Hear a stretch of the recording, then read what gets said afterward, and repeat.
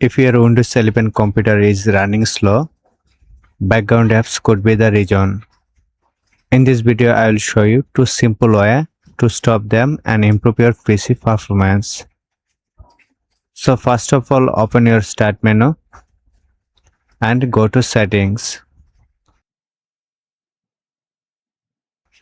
From the left panel, select Apps and then click Installed Apps.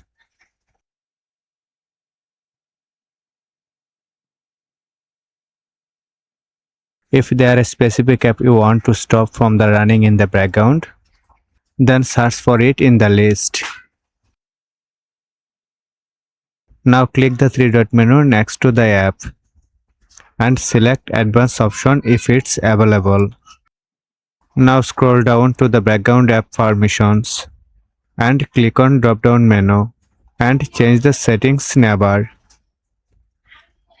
This prevents the apps running in the background and using the system resource. There one more thing you should do. Go back to the app section in the settings and click on Startup. Here you will see all the apps that automatically launch when your computer starts. Many of these apps run in the background and can slow down your PC.